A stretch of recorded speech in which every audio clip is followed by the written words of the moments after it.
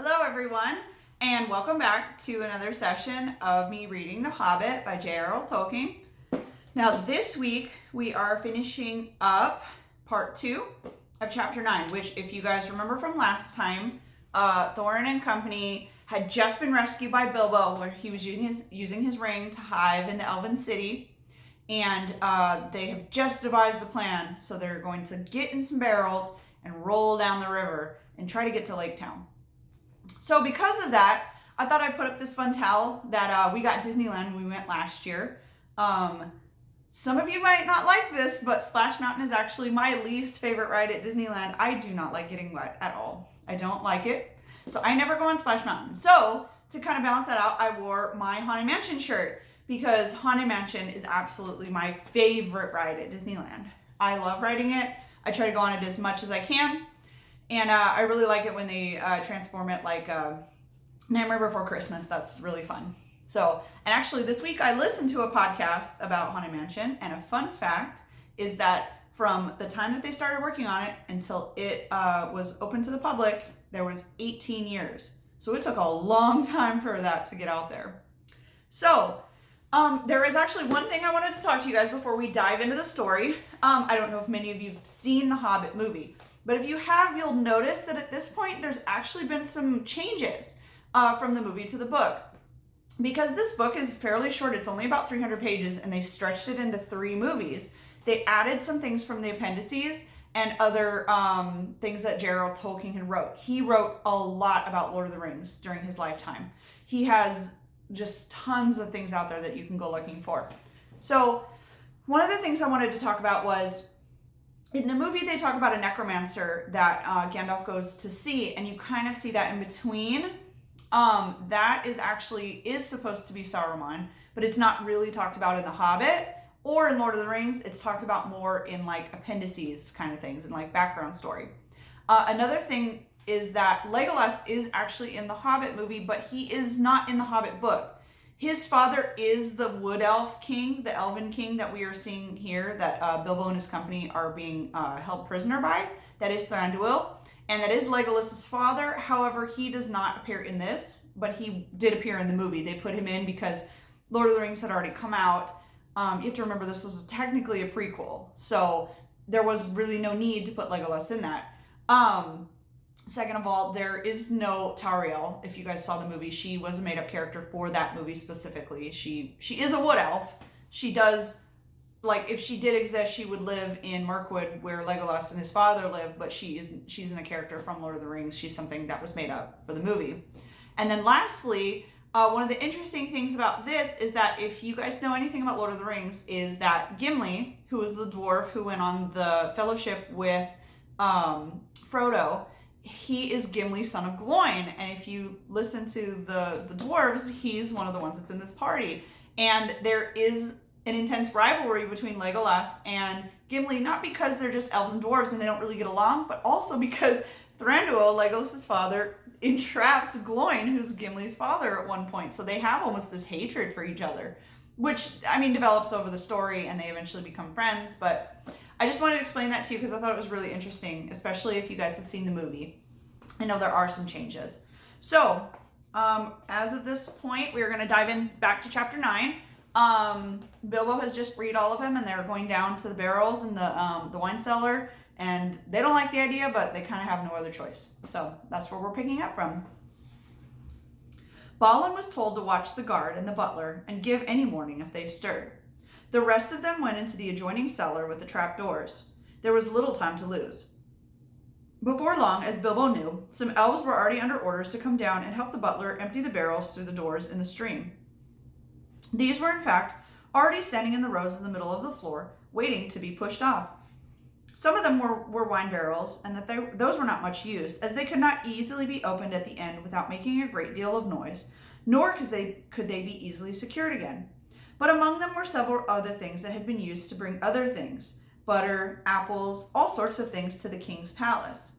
Soon they found 13 barrels with room enough for a dwarf in each. In fact, some were too roomy as they climbed in, and the dwarves thought anxiously about the shaking and the bumping as they would get inside. Though Bilbo did his best to find straw and other stuff to pack, them in so cozily that he had managed in a short period of time. At last, 12 dwarves were stowed. Thorin had given a lot of trouble and turned and twisted in his tub and grumbled like a large dog in a small kennel, while Balin, who came last, made a great deal of fuss about his air holes and said he was stifling even before the lid was on. Bilbo had done what he could to close the holes on the side of the barrels, to fix on the lids as safely as he could be managed, and now he was left alone again, running around, putting the finishing touches on the packing and hoping against hope that his plan would come off. It had been done a bit too soon. Only a minute or two after Balin's lid had been fitted on, it had not been done a bit too soon. Only a minute or two after Balin's lid had been fitted, there came a sound of voices and the flicker of lights. A number of elves came laughing and talking down into the cellars, singing snatches of a song. They had left a merry feast in the one hall and were bent on returning as soon as they could. "Where's old Gallion, the butler?" one said. "I haven't seen him at the tables tonight. He ought to be here now to show us what's to be done." "I shall be angry if the old slow coach is late," said another. "I have no wish to waste time down here while a song is up." "Ha ha!" came a cry. "Here's the little old villain with his head on a jug. He's been having a little feast to himself and his friend the captain." "Shake him, wake him," shouted the others impatiently. Gallion was not at all pleased to be shaken or wakened, and still less at being laughed at. "You're all late," he grumbled. "I am here waiting and waiting down here, while you fellows drink and make merry and forget your tasks. Small wonder if I fell asleep from weariness." "Small wonder," they said, "when the explanation stands close at your hand in a jug. Come give us a taste of your sleeping draught before we fall to. No need to wake the turnkey yonder. He has had his share by the looks of it." Then they drank once round, and then became mighty merry all of a sudden.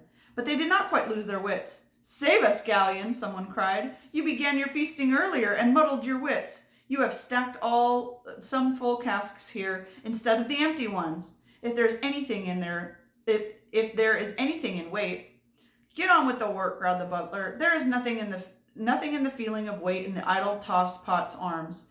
These are the ones to go, and no others. Do as I say." Very well, they answered, rolling the barrels to the opening. "On your head it be, if the king's full butter tubs and his best wine is pushed into the river for the lakemen to feast on." Roll, roll, roll, roll, roll, rolling down the hole. Heave ho, splash plump, down they go, down the bump. So they sang as first barrel, and then another rumbled to the dark opening and was pushed out into the cold water some feet below. Some were barrels that were really empty, and some were tubs neatly packed with a dwarf each. But down they all went, one after the other, with a many clash and a bump and a thudding on top of the ones below, smacking into the water, jostling against the walls of the tunnel, knocking into one another, and bobbing all the way down the current. So I didn't really mention it at the beginning, but the reason that I put this Splash Mountain towel up here is because they're going on some crazy water ride, and that was like the first thing I could think of. So I hope you guys enjoy it. It was just at this moment that Bilbo suddenly discovered the weak point in his plan. Most likely you saw it too some time ago and have been laughing at him, but I don't suppose you would have done half as well yourselves in his place. Of course, he was not in a barrel himself, nor was there anyone to pack him in, even if there had been a chance. It looked as though he would certainly lose his friends at this time. Nearly all of them had disappeared through the dark trapdoor and get utterly left behind, and have to stay lurking as a permanent burglar in the elf caves forever. For even if he could have escaped through the upper gates at once, he had precious small chance of ever finding the dwarves again. He did not know his way by land to the place where the barrels were collected. He wondered what on earth would happen to them without him, for he had not had time to tell the dwarves what he had learned, or what he meant to do once they were out of the wood. While all of these thoughts were passing through his mind, the elves began very merrily to sing a song round the river door. Some had already gone to haul the ropes which pulled the portcullis at the water gate, as to let down the barrels as soon as they were floating.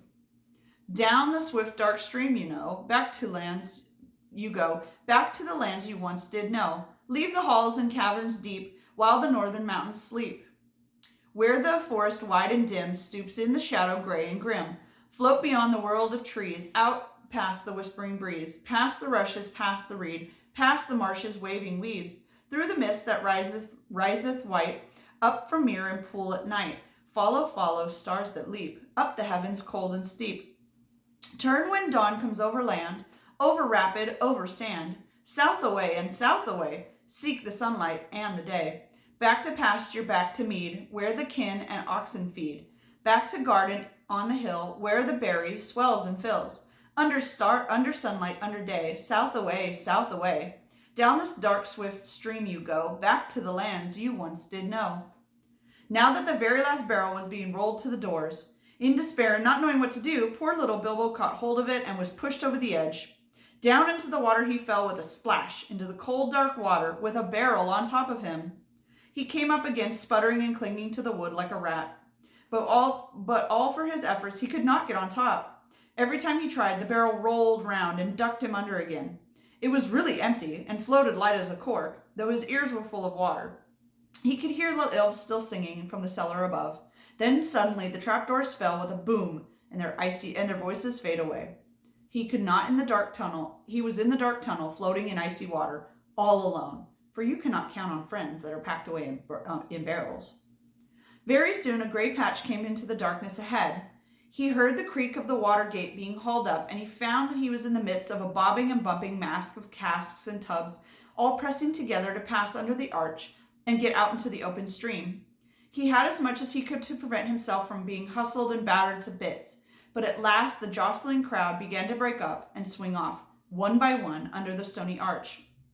Then he saw that it was to be no good if he had managed to get astride from his barrel, for there was no room to spare, not even for a hobbit, between its top and sudden stooping roof where the gate was.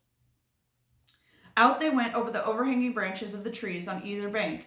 Bilbo wondered what the dwarves were feeling and whether a lot of water was getting into their tubs. Some of those bobbed along in the gloom seemed pretty low in the water, and he guessed that those had dwarves inside of them.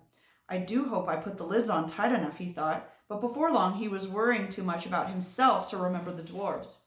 He managed to keep his head above water, but he was shivering with the cold and wondered if he would die of it before luck turned, and how much longer he would be able to hang on, and whether he should risk the chance of letting go and trying to swim to the shore.